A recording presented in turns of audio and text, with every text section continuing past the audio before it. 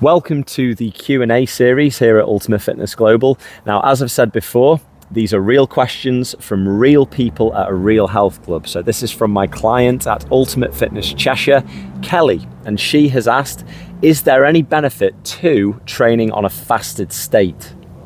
So the answer to that question is, well, yes, there is. There's a few benefits. So number one, an absence of food in the morning means that you're not going to suffer with gastrointestinal issues. Your food is not going to repeat on you and you're not going to get a stitch. The other thing is, when there's an absence of food in your stomach, your blood can redirect to your extremities, to your skeletal muscles, so that you can work out much more effectively with the blood in the right areas of your body. This also prevents you getting a stitch. The only downside to it really is down to the individual and how their eating patterns are and how their blood sugar patterns are. So if somebody is used to eating carbohydrates regularly all the time and they're used to regularly eating carbohydrate in the morning before they work out, let's say an hour or 2 hours before, maybe the first time that you exercise on a fasted state, you might get low blood sugar, and where before you wouldn't feel, say, sick and dizzy, you know, that feeling of hypoglycemia when you push it a little bit too far, maybe that will onset a little bit quicker than before when you were having, say, a banana and a protein shake, for example. Another question from Kelly, who's looking to increase her lean muscle and lose unwanted body fat, is what supplement should I take and when should I take them? Two main supplements that I would recommend if you're looking to put lean muscle on and control the amount of fat that you gain. The most researched supplement in sports science, creatine monohydrate. So that's a naturally occurring organic compound that's made in the liver, so it's nothing artificial. You are simply dosing it a little bit higher than you would just through eating an omnivorous diet, let's say, unless your diet is very, very rich in, say, steak, tuna, other things that contain a lot of creatine. So creatine monohydrate aids the efficiency of that energy system, the creatine phosphate system. So basically it means that there is going to be more creatine for the phosphate to attach to. So you've got creatine, you've got phosphate. It's an organic molecule joined together. Once it splits, it creates adenosine triphosphate, which is bioelectrical energy that you're using in the creatine phosphate system. If you supplement with creatine, that energy system will become more efficient. So the creatine phosphate system, just a little overview, it lasts for around about 10 seconds or 10 muscular contractions. And this is the energy system that we use the most when we're lifting weights in lower rep ranges. So those like muscle building rep ranges. So as I said, if that energy system is the most efficient it can be and it's resynthesizing quicker, you might get an extra 2-3 reps out, whereas before you would have fatigued and gone into anaerobic glycolysis, which creates lactic acid. This is Pickmere Lake, by the way. This is the lake that I swim in most days. I use it as part of my recovery, getting in the cold water. It's great for cardio because you're slightly asphyxiated when you swim if you're doing freestyle like breaststroke. It's just a beautiful, beautiful lake, so we thought we'd just include it in this video. The other supplement that I take that I'd recommend anybody who's looking to gain muscle is protein. It's up to you where you get it. Just make sure it's got enough leucine, isoleucine, and valine. These are the anabolic amino acids. It doesn't matter where you get it from as long as it's high in these three things. The reason why it's important to include a protein supplement into your diet is because if you're trying to consume 0.8 to 1 gram per pound of body weight of protein, it can be quite difficult if you're doing that purely on chicken breast or tuna or from vegan sources, let's say pulses, beans, lentils, and so on. It's a lot of food to get through, and there is something called the bioavailability of protein. So all different proteins are made up of amino acid chains. Some of these chains are complete proteins, meaning that they contain all the essential amino acids and all the non-essential amino acids. And some of them are incomplete, meaning that we have to get it from our diet. We have to eat proteins that contain all these essential amino acids that we can't synthesize ourselves. An extension of Kelly's question was, is there any benefit to what time you take these supplements? Not really. with creatine, it saturates in the muscle. It gets to a ceiling phase where if you ingest more of it, you'll just excrete it. With protein, you're just looking at that 0.8 to 1 gram per pound of body weight in a 24-hour period. So the difference is going to be really, really negligible. So don't worry about it too much. Really interesting question from Kelly. Kelly's asked me this because there's a history of breast cancer in her family. Benefits of intermittent fasting. So the main thing that intermittent fasting does is restricts your calories, because you're only able to get calories in a certain eating window. So intermittent fasting is normally where you pick an eating window, let's say 4 hours to 8 hours in a day, and you try and consume your calories in that time period. Obviously, if your eating window is restricted, it's going to be harder for you to overconsume calories.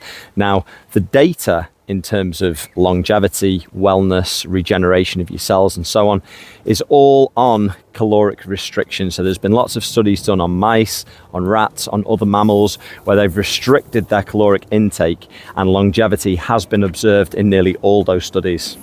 So when there's an absence of calories in your body, your cells, your T cells and your white cells, they can do other things, basically. Let's not get too into the science of this. What happens is your body goes into a sort of defragmenting mode. So these cells will seek out cells in your body that are going a bit wrong. These are called daughter cells. So a cell that's not really doing what it's supposed to do, a cell normally copies itself, then the original cell will terminate itself. With daughter cells, that doesn't happen. So it copies itself, and then it copies itself wrong, and the original cell doesn't die, and then it copies itself again. And the original cell doesn't die. And over time, this forms a tumor, which is cancer, basically. When you don't have any calories in your body and there's an absence of food, these T cells and these white cells can terminate these daughter cells much more effectively and cannibalize them. So the opportunity for this to happen, the opportunity for this daughter cell to become a tumor is much less. So cancer, the likelihood of cancer is much less. So there's many studies at the moment, particularly with breast cancer, where they're getting large groups of people who are at risk of this to take part in studies where they intermittently fast, and then over 10, 15, 20 years, they're going to observe the data in longevity. This question's about diet, which is the best one to follow. So the comment was from Kelly, I've seen loads of people on Instagram and Twitter and social media talking about the pure carnivorous diet. So eating nothing but steak, eggs, blocks of butter, coconut oil, so on and so forth. What are the benefits to eating a diet like this? Well, the overriding thing with a diet like this is there's loads of protein. So it's going to be good for muscle because you're getting all those amino acids that you need. There's lots of fat in it as well, so good for your hormones. There's no carbohydrate in it though. So it's one way to skin a cat, isn't it? It's one way to restrict your calories. If you take an entire food group out, remember we only eat protein, carbohydrate and fat. If you take an entire one away, which is carbohydrate being the one that you can binge on the most, carbohydrates are very, very moreish. If you take that away, it's going to be very easy for you to stay in a calorie deficit. There's other people as well, famous people who have championed this diet, like Jordan Peterson, who had joint inflammation. His daughter also had the same affliction, and they followed a diet which was basically just beef, and their ailments cleared up. Now, some foods are going to be intolerant for some people. So if they'd had a food allergy test and discovered that certain things that they're eating are triggering their inflammation, and they then cut that out, then yeah, it will get rid of that. But the downsides to this diet are it's very, very restrictive. There's not much fiber in the diet, so colon health isn't going to be very good. And it's just not very sociable. I mean, everywhere you go, if you're just eating steak and eggs, it's not much of a life, is it? Interesting question, this next one. Again, it's from Kelly. How to strike the right balance between cardio and weightlifting? Well, that's a really open-ended question. So it depends what you're trying to do. Are you trying to lose fat and build muscle? If that's the case, strictly speaking, really, you don't need to do any cardio whatsoever. Your diet and the strength training will do everything. From a health point of view, it's not good to neglect your cardiovascular system. That's not been linked to longevity and wellness, to neglect your heart muscle and your pulmonary system and the efficiency of you transporting hemoglobin around your body correctly. So at my health and fitness club, Ultimate Fitness Cheshire, we strike a pretty much 50-50 balance between the two, because the thing that people struggle with the most is their discipline when it comes to diet. Now, the optimum diet, in my opinion, and in a lot of health professionals' opinion, is to adopt a whole food diet. That means that the food that you're eating, there's only one ingredient in it, right? So a potato's a potato, a steak's a steak, an egg's an egg, a tomato's a tomato. There's not multiple ingredients in one thing. So take, for example, a Greg's the Baker's pasty. There's loads of things in it. There's loads of processed behavior going in there, like monosodium glutamate, preservatives, sweeteners, yada, yada, yada. If you only eat food that has one ingredient per the food, it's very hard to go wrong. You know, how much steak can you eat? How many eggs can you eat? How many potatoes can you eat when you're not combining it with loads of other things, cream and butter and yada, yada, yada. So in terms of striking a balance for health, I would say a 50-50 split of strength and cardio. In terms of changing your body, still beneficial to do the cardio, because you're going to help create that caloric deficit, which is going to get rid of the unnecessary fat that's hiding the muscle. This is an aesthetics kind of thing though. So with aesthetics in mind, that doesn't necessarily mean you're in optimum health. So if you're 3-4% body fat ripped to the bone, that's not as healthy as being, say, 12, 13, 14%, but your cardiovascular system's in check, your weight is in check, and you have a favorable muscle to fat ratio in your body. I mean, 10 to 15% is muscularly favorable, depending on what you weigh, of course. How often should I train? Well, really open question, depending on many different variables. So it depends where you are in your journey, right? So if you're really well trained, you've got a high portion of muscle mass, your fat mass is in check, and you are injury free, then knock yourself out, depending on how you feel. If you're training so regularly that you start to feel like you're spinning your wheels, you're not really making any progress, and you start to feel a little bit irritable, you're not sleeping as well, you feel a little bit stale, dial it back a little bit. So I've been training pretty much all my life. I started when I was 16, I'm now 38. I train between 3 and 4 times a week, depending on how I feel. Now, that's specific weightlifting, that's specific like muscle hypertrophy or hybrid training. That's where I lift weights at a pace that gives me a very high heart rate, so it sort of takes care of my cardio as well. However, in between that, I'm active. So I play tennis, I swim, I go for walks when the sun is nice. I generally do active things like paddle, you know, and things like that. I'm just generally a very active person.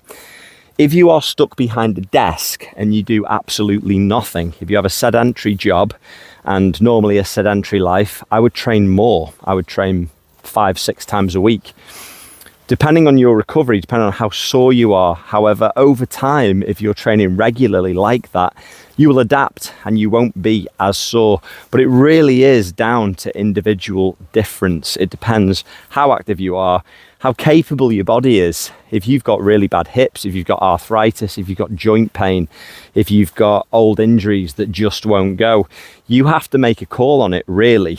But it's not just how your body feels, it's how you feel. So you've got something called the central nervous system. When you're lifting very heavy weights, let's say that your rep range is between 6 to 12 reps for muscle hypertrophy, and you're really going for it, you're really pushing the weights, you're trying to get PBs, so on and so forth, this can take a massive toll on your central nervous system, because you're having to recruit so many muscle fibers. So it's your neurological pathways to your muscles. If you're doing very big lifts, the amount of effort it takes to summon all those muscle fibers working together to make that lift, it's very demanding on your central nervous system, and it can often leave you feeling very burnt out. With this in mind, this brings us to it's developing this question further. It's important, if you are training with purpose, with conviction, and you're training smart, to incorporate some periodization into your training. So you might want to train in blocks. Let's say you might want to do an 8-week block and then have a week to 2 weeks off, actually just resting after you've achieved what you want to achieve in that time. Similar to like a boxer. A boxer will do a 12-week training camp, then they'll have 1 to 2 weeks off before their fight. So they basically peak and then they rest, so that when they fight, they're at peak, everything's recovered. A lot of the time, athletes, high-level athletes, are observed by their coach, and there's a phenomenon called going stale. It's overtraining syndrome, but it's called stale athlete syndrome as well. This is when the athlete has done all they can do, and more training actually makes them worse because they're not recovering properly. At this point, it's very important to look at your caloric intake, your caloric balance, and your sleep protocol, how quality your sleep is, because most of your recovery is going to happen via the food that you consume and the quality of rest that you have. So to summarize, you have to assess how active is your lifestyle, how sedentary is your job, how much activity do you do just in your social life and in your enjoyment of your pastimes. So if your enjoyment of pastimes is video gaming, you're sedentary. If your enjoyment of pastimes is walking around in fields, you're still burning calories, albeit you're not training to a level that requires massive recovery. So you have to make a call on this. It's your take. It's very much how you feel, and you have to be very honest with yourself, because people who have training addiction, like me, sometimes you should have a week off, but because you enjoy it so much, you don't. Then you start going backwards. So be honest with yourself. Am I getting anywhere? Am I going to the gym every time and smashing it to bits, or am I kind of going through the motions? You know, sometimes you go in there and you'll stick just what you can already lift on, and you'll try it and you'll be like, I just don't feel it today. I just don't feel that good. You're probably stale. You probably need a week off. Or the other side of the coin, be honest with yourself. Are you a bit lazy? Do you not really enjoy your training? Do you want to sit and video game? Do you want to watch Netflix? Do you want to watch Love Island? You've got to be very honest with yourself, like, oh, I feel so burnt out. I really can't face it today. Well, if you've only trained 45 minutes to an hour 3 times a week, and the rest of the time you've been completely sedentary, step it up a bit. Now, if you're getting great results from just doing that, you're okay. But if your results are very limited or non-existent, you need to up the ante, or you need to put less food in your mouth.